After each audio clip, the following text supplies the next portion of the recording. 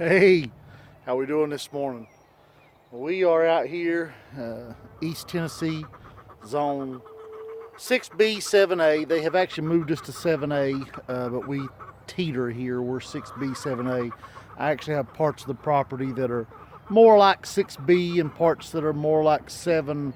And we even get close to 7B in a spot or two, but we're 6B, 7A right in the middle. So we're sitting on 5 3/4 acres in East Tennessee, on the edge of Johnson City, and I wanted to bring you a little video and show you how we prune our peach trees. Now, this is how we prune our peach trees. There's a million ways, at least 50 ways, to prune a peach tree. We train all of our peaches, nectarines, to an open vase. So let me show you here. This is what we're talking about. See how the center of the tree is completely open? That's what we're going for. So I'm not going to do a lot of detail pruning on this peach tree because I want to, sorry about that, camera stand got hung on a tree limb branch. I want to give this tree the opportunity to fruit. East Tennessee, our weather's crazy. Like right now, we're going to be up in the 50s again today. So what we're going to end up seeing is these trees are going to start blooming. Bear with me, I'm trying to find a good spot for the camera stand. But these trees are going to start blooming, and when they do, we're going to get a freeze. Temperatures are going to drop down. We're going to get heavy frost. This is what goes on every year, and I want to leave a maximum number of blooms on this tree so that it has its best chance of producing fruit. So I'm going to show you what it means to make the big cuts, but I'm not going to be fooling around with the little cuts. You saw the other tree I had already, that's a nectarine over there. We've already done all the big cuts on it. A few basic things. Saw, a good saw. Probably gonna buy me a nicer one this year. Clean and sharp pair of pruners. These are bypass, which means the blade bypasses each other instead of an anvil where the blade would stop. These were cleaned and sharpened yesterday, and I'll show you how I do that.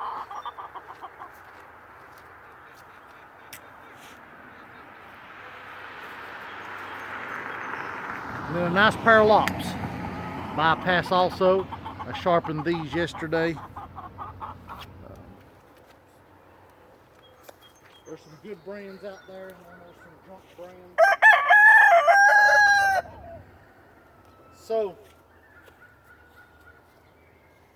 before I get to pruning, let's show you what I do to clean.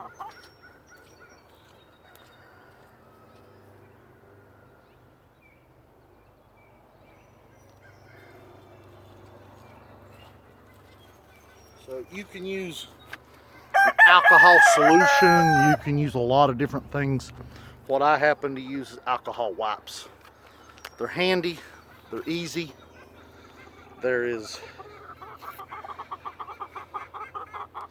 easy to throw in your pocket. You can carry around a bunch of them.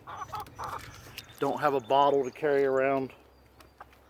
And then you just want to thoroughly sanitize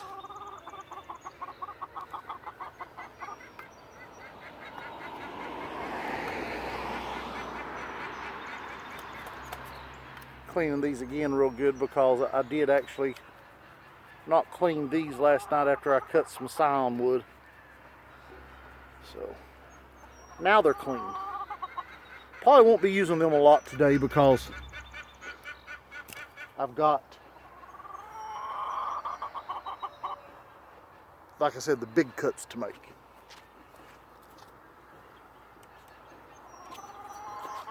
And the same thing on the saw. Be careful, obviously you don't want to cut yourself.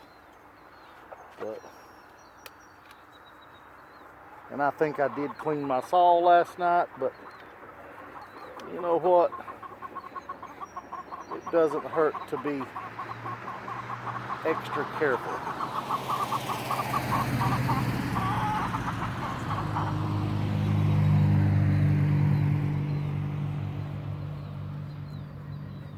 And then I just stick the alcohol swab right back in my pocket.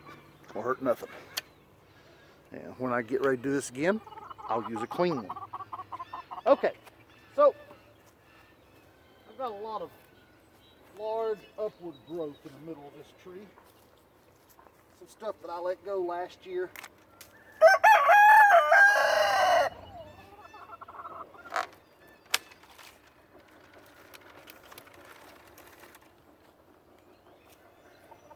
That needs to come out. And I've got some inward growth over here.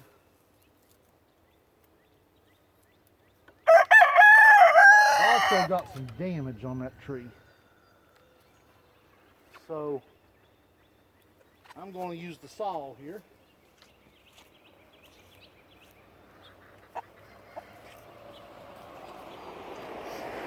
This is the part my wife would be tremendously upset about. Right here, probably due to the fact that I've got a bad angle here, real close crotch, and several limbs coming in together there. I've got some sap oozing. And so what I'm going to do is I'm going to take, I don't know if you can see, I'm going to take this off down here and just bring that whole section out of the tree. It's important to get these cuts while the tree is dormant. I'm going to go ahead and take this little limb off right here. It's in my way. Same thing here. It's going to be shaded out. Okay, so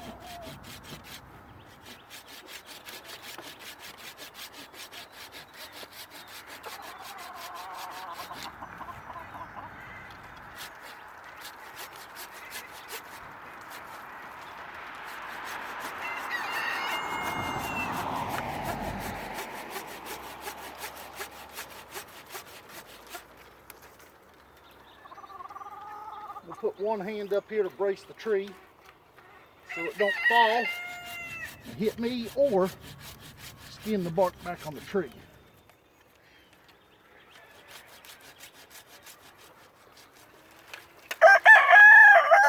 And yes, that was a very drastic cut.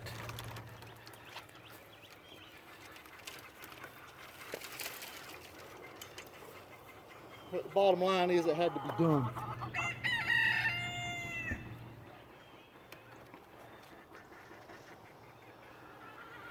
I've got the same problem up here. This is lawnmower damage. So we're going to cut back.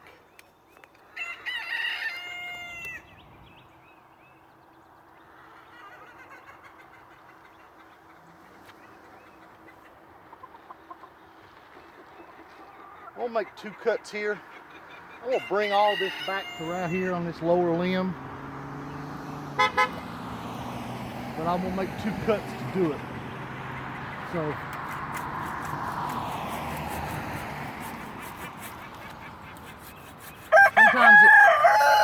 sometimes it helps to steady it with your arm.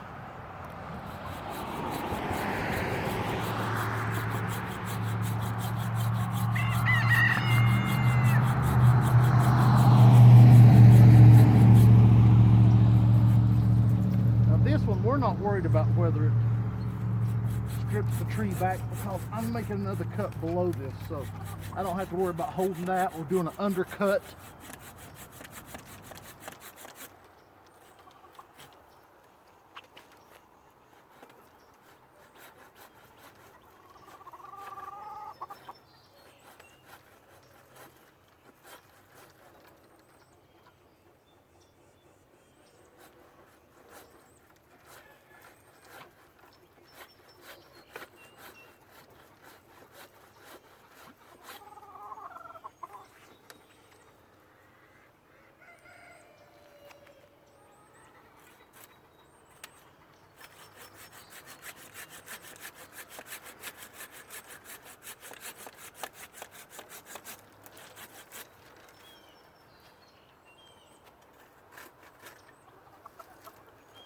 Okay.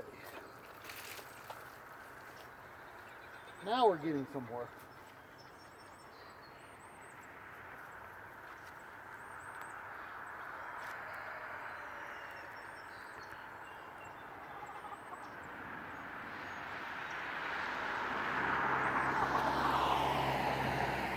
Alright, so let's go ahead and simplify this a little bit.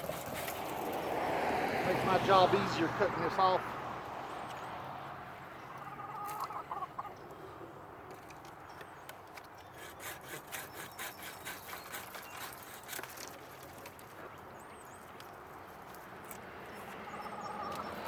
Well, what I want to make sure I do is to save this limb.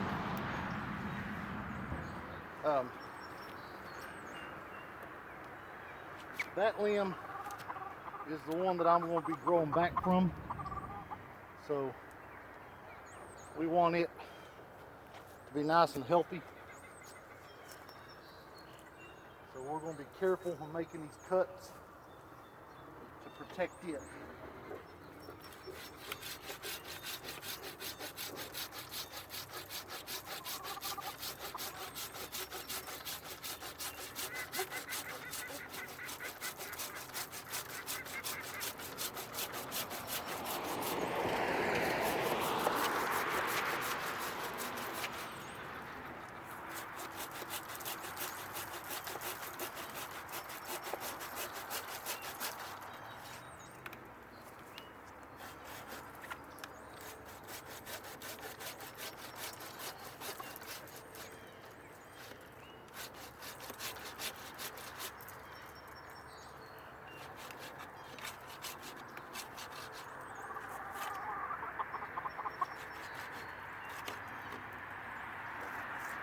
Kind of an awkward angle here.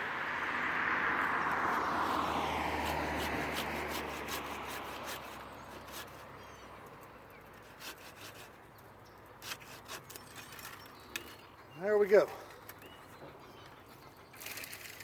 So that's a real good example of when your tree has a disease or a problem. This was mostly damaged from lawnmower. Lawnmower's got big rollover protection on it, and I don't always do like I should. So, okay, that's a big cut. So that may be our only big cut.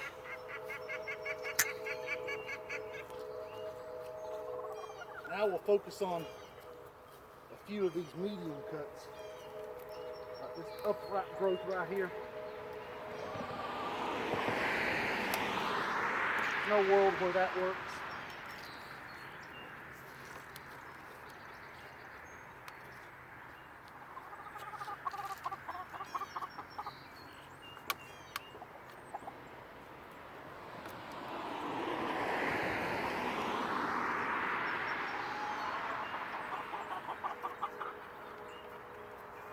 This limb here, if it'll cooperate, will make me a good fourth scaffold limb to grow right there. So we'll see what we can do with that this year. I like that. I like it a lot.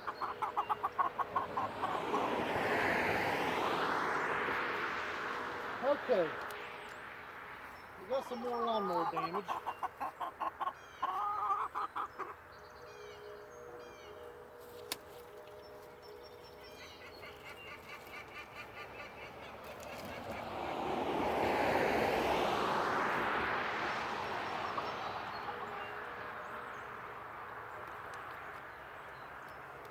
We are going to make another pretty big cut.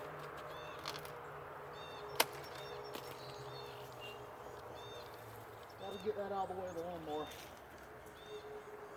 Maybe I'll quit running over it.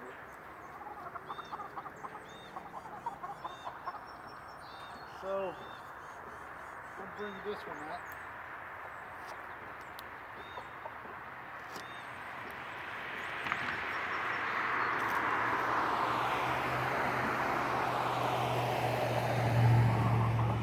Okay, got a couple of uprights Over there in the bottom of the tree, I'm going to get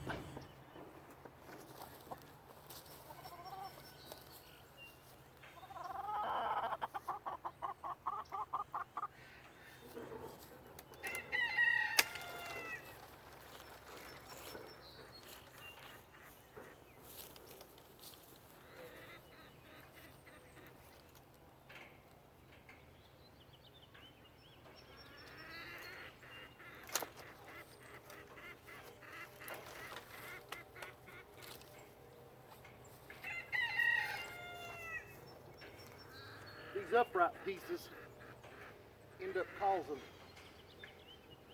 your tree to break.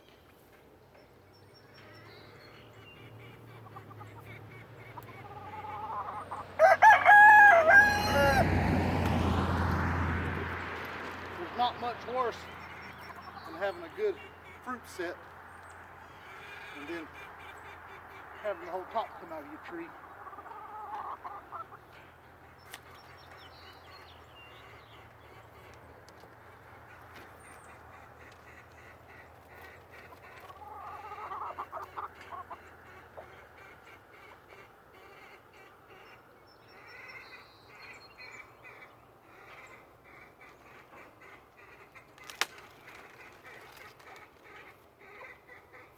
The more I look at this tree, there's a lot of upright growth I didn't like.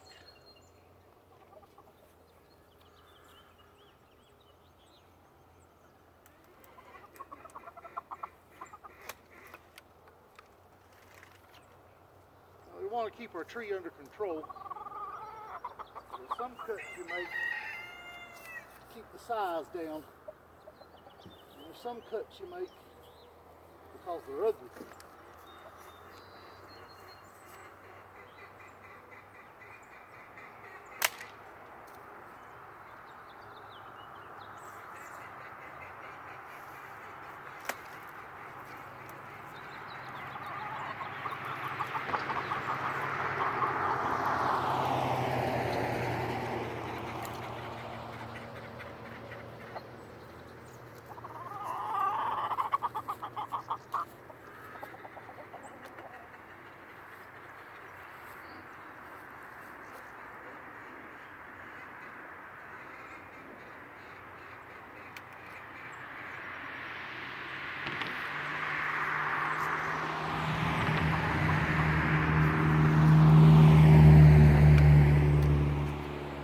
Sometimes you got to turn your locks around, get a better angle.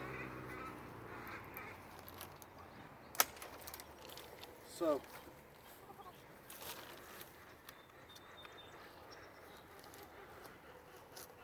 make one more big cut right here.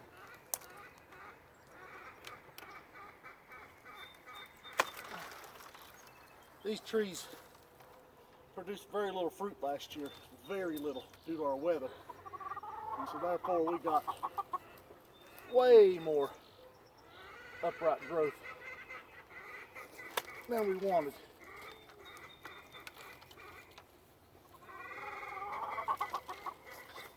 So here I have a good example of two trees growing into each other. Now we don't want no crossing limbs. This limb is out here in my way. It's actually broke back here. So I'm gonna make a cut and then I'm gonna sanitize my lops because I got some sap there that could be disease. It may not be anything, but alcohol swab is cheap compared to spreading.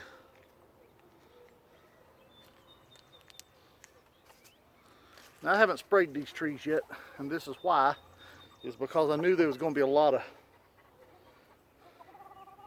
big stuff coming out of these trees, and there's no need to spend the time or the money spraying. We are certified organic, so we use only organic sprays.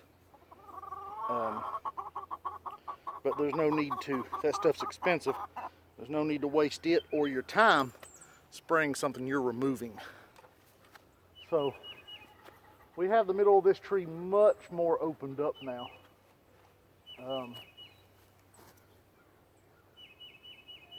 gonna do one more walk around and probably hit a few spots that look like trouble. Like right here.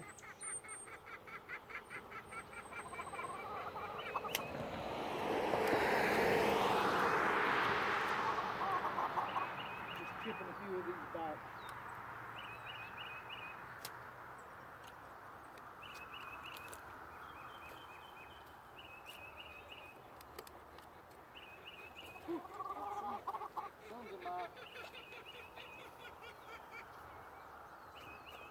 We're gonna bring this whole thing back right there.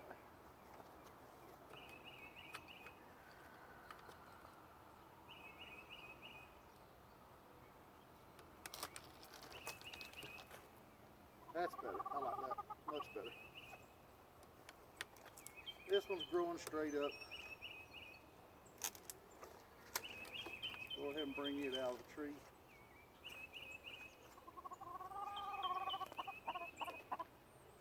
I'm going to leave this one because it's actually angling a little bit.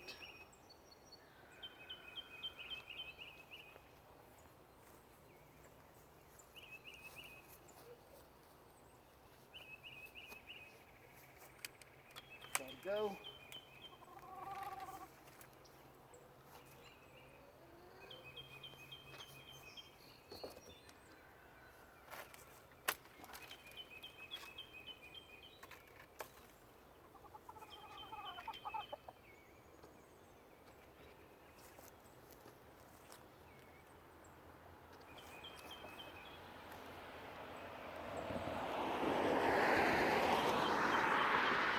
This is out here in lawnmower space.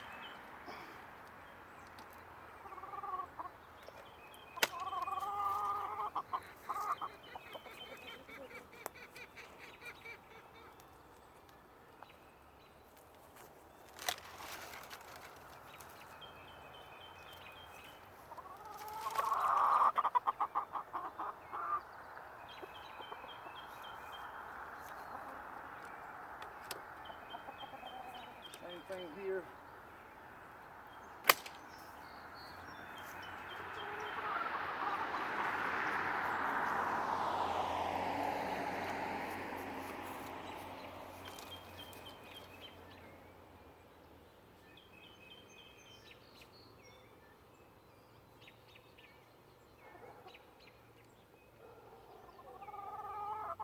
Okay, that looks much better.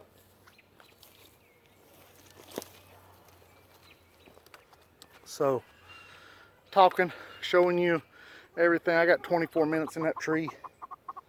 And that's the extreme of what we do. Usually 15 minutes per tree, 10 sometimes. But that tree had a lot of growth in it. I thank you for watching. Be sure to like and subscribe. We love to see new subscribers on our channel. If you like this video or got questions, comment below. Glad to try to answer them. Thank you and have a wonderful day.